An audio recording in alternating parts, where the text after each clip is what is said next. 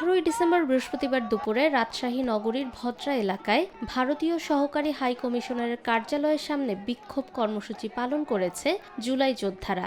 ইনকিলাব মঞ্চের মুখপাত্র ওসমান হাদির উপর হামলাকারী ও শেখ হাসিনা সহ সব হত্যাকারীকে দেশে ফিরিয়ে আনার দাবিতে এবং ভারতীয় আধিপত্যবাদের প্রতিবাদে এ বিক্ষোভ অনুষ্ঠিত হয়।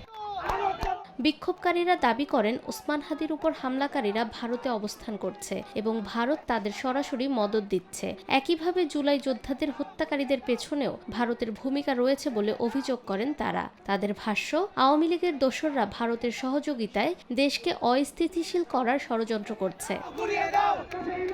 বিক্ষোভকারীরা বলেন, অবিলম্বে হত্যাকারীদের দেশে ফিরিয়ে দেওয়া এবং ভারতের মদদ দেওয়া বন্ধ না হলে আন্দোলন আরও জোরদার করা হবে। পাশাপাশি অন্তর্বর্তী সরকারকে এ বিষয়ে কঠোর অবস্থান নেওয়ার আহ্বান জানান তারা। ভারতের যে প্রধান দালাল বাংলাদেশে রয়েছে, আমাদের উপরে হামলা করেছে, আমাদের উপরে অ্যাটাক করেছে, আমরা সেই প্রধান দালালের সাথে কথা বলতে নিজের যদি লাশ পড়ে সেটা পড়বে, কোনো সমস্যা নেই। কিন্তু আজকে যে ঘটনাটা আমি আপনাদেরকে ক্লিয়ার করি, আজকে আমরা ওখানে ছিলাম, আমি সামনে ছিলাম একদম, ওখান থেকে ওনারা আমরা জাস্ট ব্যারিকেডটা ভেঙে আমাদের ভাইয়েরা ব্যারিকেডটা হটাইছে, আমরা একটু সামনে যাইও নাই।